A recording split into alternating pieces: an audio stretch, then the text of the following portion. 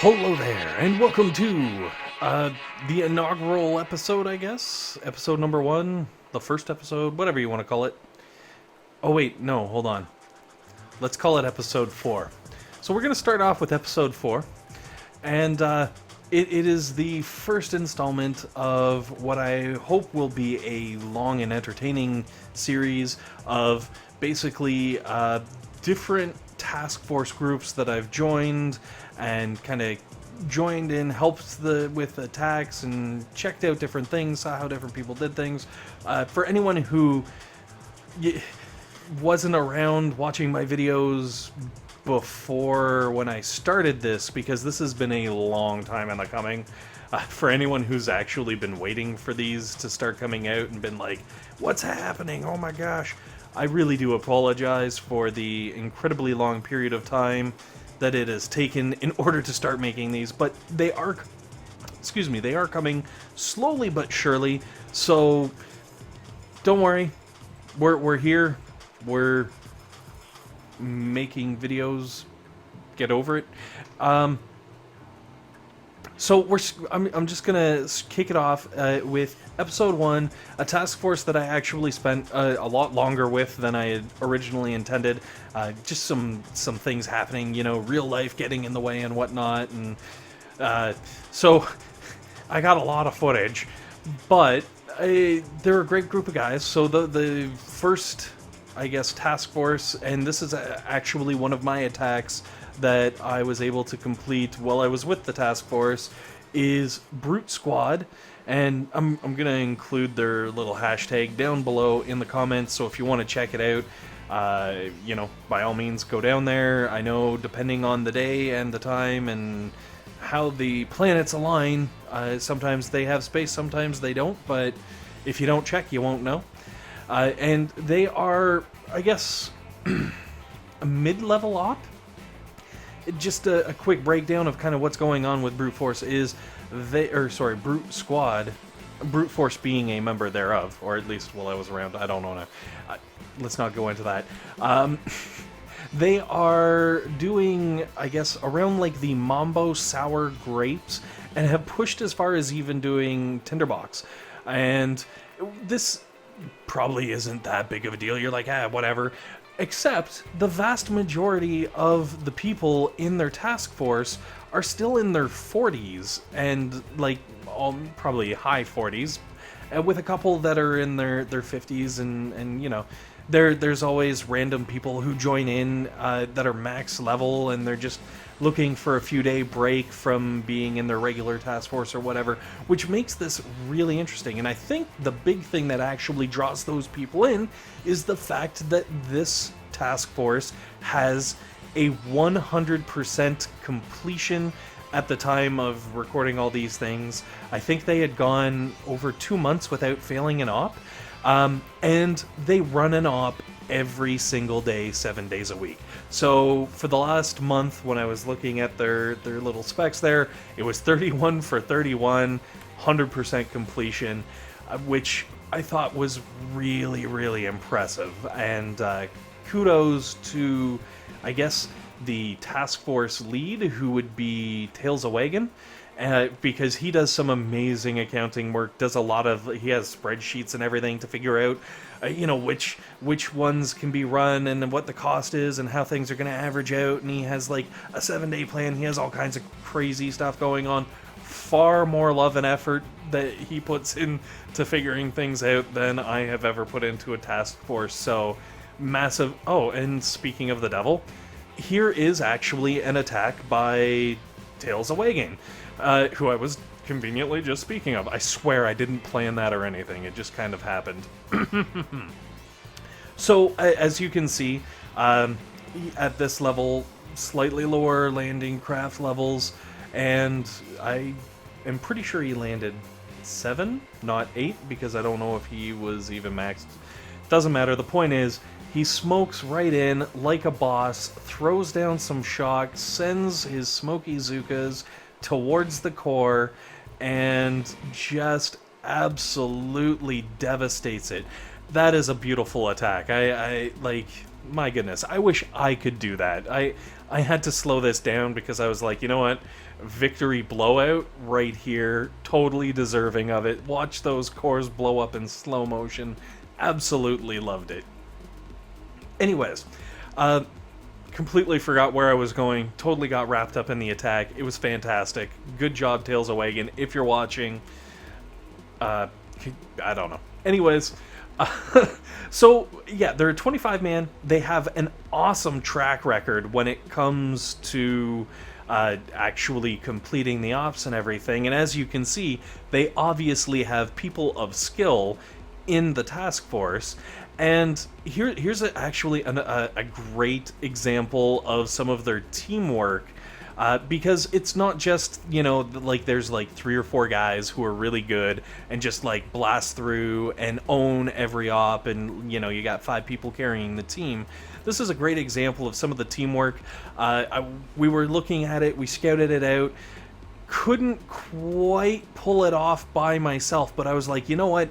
If I can get a few things cleared and I can sneak in through the back, we can fully make this happen. So one of the lower level guys, I think he's still in his 30s, charged in, took out the rocket launcher so I didn't have to smoke my landing, and took out as many mines as he could, which allowed me to then drop my troops, obviously going for a little bit of schmooka instead of the tanks like I did on the last attack. I felt like that was almost lazy. It did the job, but, nah.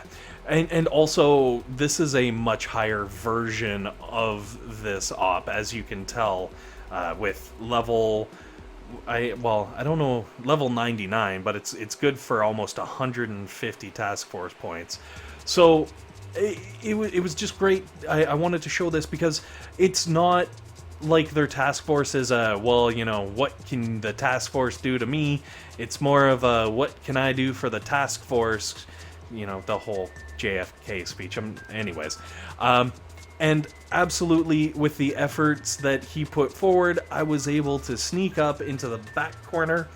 And most importantly, because I was in the back corner, I was able to take all the credit for all the awesomeness, because with enough GBE, I was able to throw out some shocking attacks. No? Alright, well, I was able to shock what I needed to shock, and then let my Zookas kind of clear everything out. And as you know, if you've attacked this base, once you get that back corner cleared out like that, it's just you, a shield, and a core, and however long it takes to kind of burn through and take some stuff down. So, they have a great mentality of, it's not, oh, I've got to do this. It's, okay, the team needs something accomplished. What can I do to accomplish what the team needs so that we can progress? Absolutely fantastic, having been in some task forces where, it didn't necessarily work out that way. But back to the actual, I keep getting distracted with these attacks because, well, that's what I do. It's my thing.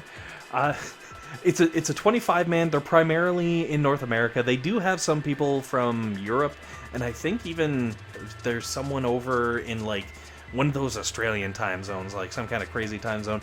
So they do have people from all over the place, which is fantastic. You get a nice mix. You get to see a lot of different people and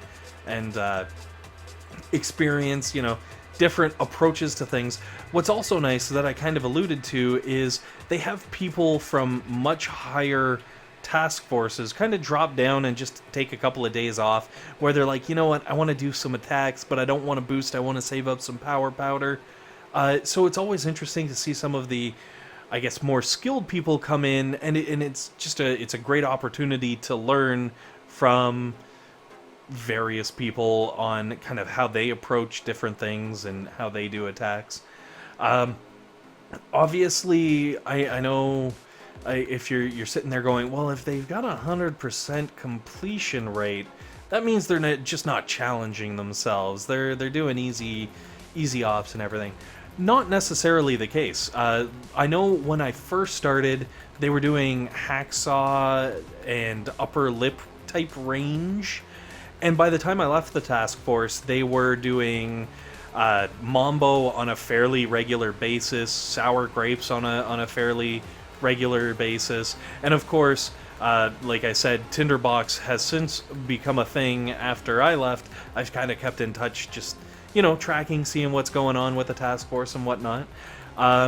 So they're definitely pushing their skill level, but they even say, and when I have a whole questionnaire that I've been asking people, and Tails said basically the thing holding their task force back was intel generation. It is all about the intel. Basically, because he calculates how much intel they are making on a regular day, they do an op that will allow them to do an op a day based on how much intel and all these things. It's a big formula. I'm not even going to go into that because most people don't care about math. Well, okay, not most people, but some people. It doesn't matter.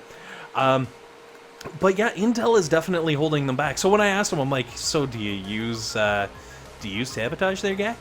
He just roll eyes and laugh, a kind of response. Definitely does not rock the sabotage, and trust me, not the only one. Now that I've got a couple other groups in under my belt as well, I've been asking the same questions, and yeah, they fully, just about everyone I ask is just like, Sabo, what? Why would I waste my precious intel on that garbage? Which, poor sabotage. But it is definitely interesting to see that sabotage is kind of the maker or breaker for a lot of task forces. I guess it's one of those things that I never expected, and it was like, ooh, learn something new every day, sort of a deal. Also, in case anyone has picked up on it, the name of the task force is Brute Squad, coming from the Princess Bride. It's kind of like a theme they've got going. A lot of their messages of the day have quotes from the movies in there. I know Tails is constantly posting on the forums, and he throws quotes and things from the movies and stuff into those posts as well. So if you're a big fan of the Princess Bride, maybe this is the task force for you. You'll at least get a kick out of it, and you'll know you're with other fans. So hey, why not, right?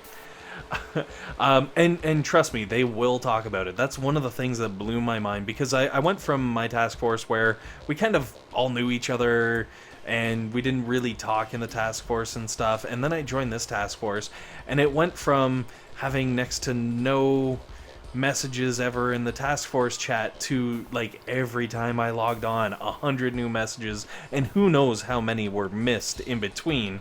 And it was really interesting to see they're very talkative even though they're spread out all over the place and things like that. They really are a great group of guys. A lot of communication, especially when it comes to planning ops and things like that.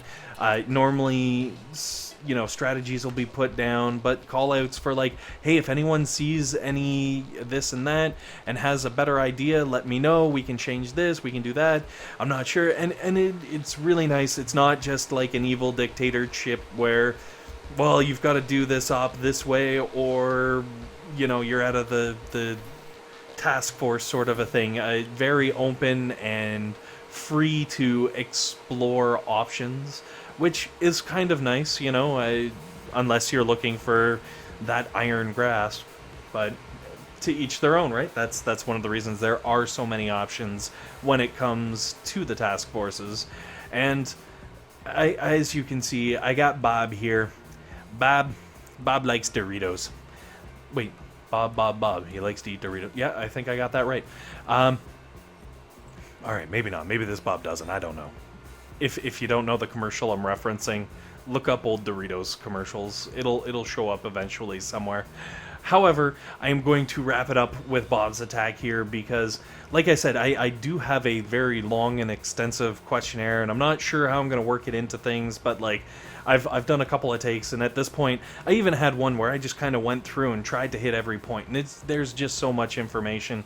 I'll figure something out. Maybe I'll even post the question and answer down below, just because it was kind of nice to see other task forces running into the same problems that I had run into with my own, and having the same sort of concerns and everything lets you know, you're not out there alone. There are other people who are Intel starved, and there are other people who are frustrated by, rotating door, constant turnover, and stuff like that. So hopefully throughout this series, because there will be many more episodes, we'll be able to get some cool information out there and show you guys some interesting attacks. Anyways, guys, thanks for watching. Hopefully this has been helpful. Hopefully this has been entertaining. And most importantly, hopefully you guys have a fantastic day.